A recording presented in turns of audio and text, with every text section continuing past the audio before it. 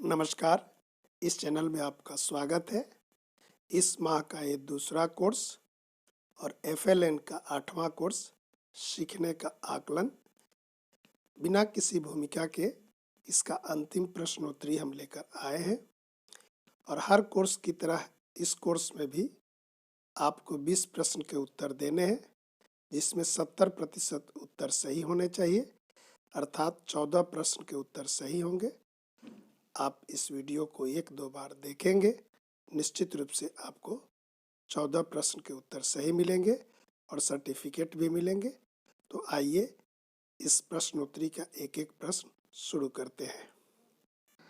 इस प्रश्नोत्तरी का पहला प्रश्न, बुनियादी साक्षरता और संख्या ज्ञान प्रशिक्षण में शामिल होना चाहिए केवल प्री स्कूल शिक्षकों को, प्री स्कूल और केवल ग्रेड 1 शिक्षकों को, प्री स्कूल और ग्रेड 1 और 2 शिक्षकों को, प्री स्कूल और सभी प्राथमिक शिक्षकों को।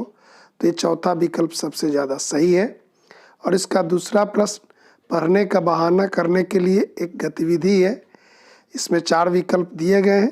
पहला बुनियादी साक्षरता, बुनियादी सृजनात्मकता, बुनियादी संप्रेषण और बुनियादी श्रवण। तो पहला उत्तर इसका सही है।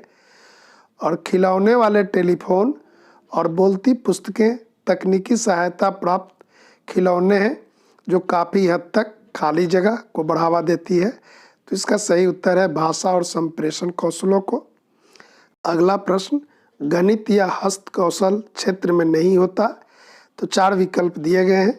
इसका तीसरा विकल्प, पेंट और ब्रश गणित कौशल में नहीं होते।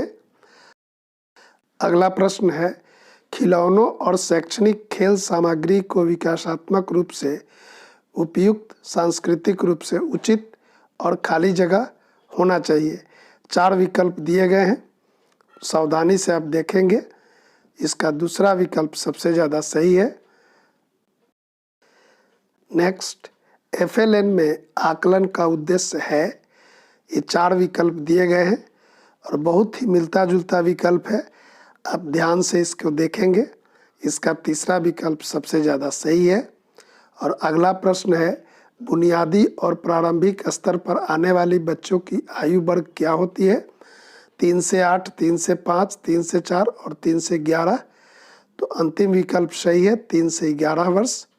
और अगला प्रश्न है, FLN में शिक्षक बच्चे को सबसे अच्छा काम एकत्रित करता है और उसे एक फाइल फोल्डर में सीखने के प्रमाण पत्र के रूप में रखता है। फोल्डर को क्या कहा जाता है? तो इसको पोर्टफोलियो कहते हैं। इसलिए पहला विकल्प सबसे ज़्यादा सही है। और अगला प्रश्न है, एक बच्चा एक पंक्ति में रखी वस्तुओं को छू और गिन रहा है। शिक्षक बच्चे की खाली जगह में प्रगति अवलोकन कर रहा है। तो बुनियादी संख्या ज्ञान का अवलोकन कर रहे हैं। अगला प्रश्न है, जारी आकलन सूचना खाली जगह के लिए आवश्यक है। तो यहाँ भी 4 विकल्प है। सबसे उचित विकल्प है 1 नंबर, विकासात्मक उपयुक्त FLN कार्यक्रम के नियोजन एवं कार्यान्वयन के लिए। और अगला प्रश्न है, परिभाषा से 360 रिपोर्ट है। ये बार बार आता था कोर्स में। तो इसका पहला उत्तर है समग्र और बहुआयामी। अगला प्रश्न, बाल केंद्रित समय पर किया गया आकलन बच्चों को स्कूल के लिए तैयार होने और खाली जगह में मदद करेगा। तो इसका सबसे पहला विकल्प जो है, उन्हें स्वस्थ और संज्ञानात्मक भावनात्मक सक्षम व्यक्ति के रूप में विकसित करने में। और अगला प्रश्न है, आकलन सूचना शिक्षक की FLN पठन सामग्री का निर्णय और नियोजन करने में सहायक करती है। सावधानी से देखेंगे। इसका दूसरा विकल्प सबसे ज़्यादा सही है। और अगला प्रश्न है, निम्नलिखित में कौन सा रूब्रिक के आकलन के साधन के रूप में प्रयोग करने के लिए सही नहीं है।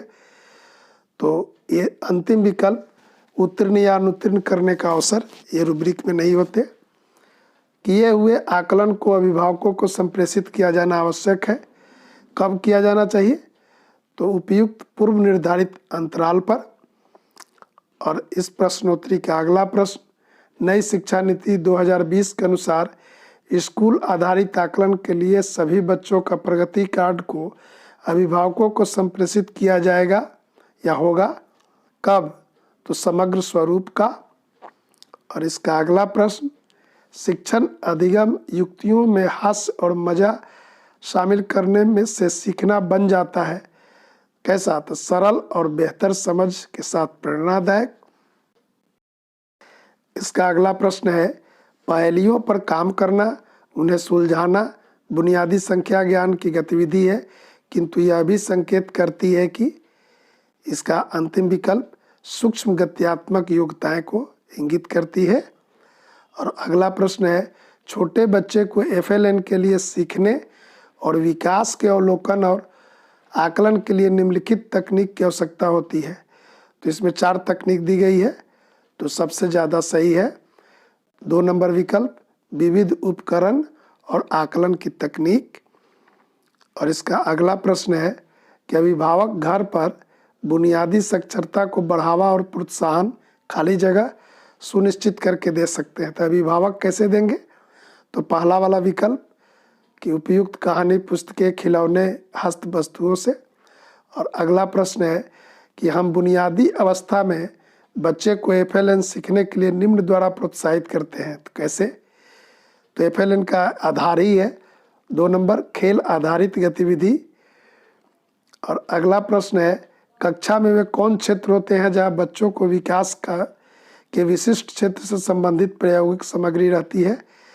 तो कक्षा में एक जगह होती है जिसको हम कहते हैं सीखने की गतिविधि केंद्र। और अगला प्रश्न बहुत सावधानी से, एक HPC होलिस्टिक प्रोग्रेस कार्ड संकेतक में शामिल है। चारों विकल्प एक जैसा लगते हैं, लेकिन इसे ध्यान से देखेंगे, दूसरा वाला विकल्प सबसे ज़्यादा सही है। और एक बुनियादी साक्षरता और संख्या ज्ञान शिक्षण अधिगमन प्रक्रिया में खिलौने आधारित शिक्षण विधि को एकीकृत करने का अंतिम लक्ष्य है। बहुत छोटे छोटे विकल्प हैं, ध्यान से आप देखेंगे। अगला प्रश्न है, निम्नलिखित में से कौन सी FLN गतिविधि नहीं है? तो 4 विकल्प दिए गए हैं। अंतिम विकल्प जो है पेंसिल को निर्दिष्ट डिब्बे में रखना, ये गतिविधि नहीं है। और अगला प्रश्न है, शिक्षक को द्वितीय भाषा पर बल नहीं देना चाहिए। कब? जब यदि बच्चा सहज नहीं हो तो द्वितीय भाषा पर बल नहीं देना चाहिए। अगला प्रश्न है, कौन सा पोर्टफोलियो का हिस्सा नहीं है? तो इसका अंतिम विकल्प जो है कक्षा में उत्तर देना, यह पोर्टफोलियो का हिस्सा नहीं होता है, और बाकी जो तीनों हैं वो हिस्सा हैं। अगला प्रश्न है, कक्षा पुस्तकालय या साक्षरता क्षेत्र में निम्नलिखित में नहीं होता है। तो इसमें सब पाठ्य पुस्तक से ही आधारित होते हैं। तो इसका जो तीसरा विकल्प है ब्लॉक बिल्डिंग, ये पुस्तकालय या साक्षरता से संबंधित नहीं है। 360 डिग्री रिपोर्ट कार्ड में शामिल होगा। ये ऐसा कार्ड है जिसमें सभी पहलू पर विचार होता है। तो इसका अंतिम जो है एक बच्चे के व्यक्तित्व के सभी पहलू को शामिल किया जाता है। अगला प्रश्न, बुनियादी साक्षरता और संख्या ज्ञान के लिए आकलन खाली जगह सुनिश्चित करने में सहायता करता है। तो अंतिम जो विकल्प है वो सबसे ज़्यादा सही है। और अगला प्रश्न है, गणित या हस्त कौशल क्षेत्र शिक्षकों को बच्चे के बारे में एक अपरिपक्व आकलन प्रदान करेगा। तो अंतिम विकल्प संज्ञानात्मक विकास। और इसका अगला प्रश्न है कि शिक्षकों को आदर्श या साक्षर या गणितीय व्यवहार की आवश्यकता होती है। तो इसका अंतिम विकल्प जब गतिविधियों के लिए निर्देश देते समय। और इसका अगला प्रश्न है कि बच्चे के अवलोकन और विश्वसनीय सूचना एकत्र करने का तरीका नहीं है। तो इसका पहला विकल्प साथी शिक्षक से बात करना, ये कोई तरीका नहीं है। और अगला प्रश्न है, जब एक बच्चा खिलौने को एक पंक्ति में सबसे बड़े छोटे की ओर रख कर रहा है, शिक्षक वास्तव में बच्चों की खाली जगह प्रगति का अवलोकन कर रहा है। तो बुनियादी साक्षरता तो है ही, क्रमबद्धता का भी संकेत है। इसका अगला प्रश्न, शिक्षक को सकारात्मक होना चाहिए, खाली जगह। तो शिक्षक को सभी बच्चों के लिए सकारात्मक होना चाहिए। तो इसका दूसरा उत्तर सही है, प्रत्येक बच्चे के सीखने के लिए सकारात्मक होना चाहिए। और इस प्रश्नोत्तरी का ये अंतिम प्रश्न है। यदि आप इस चैनल पर नए हैं तो प्लीज़ सब्सक्राइब, ताकि हर सूचना आपको समय पर मिल सके। आप मेरे वीडियो को इसी तरह देखते रहें। धन्यवाद।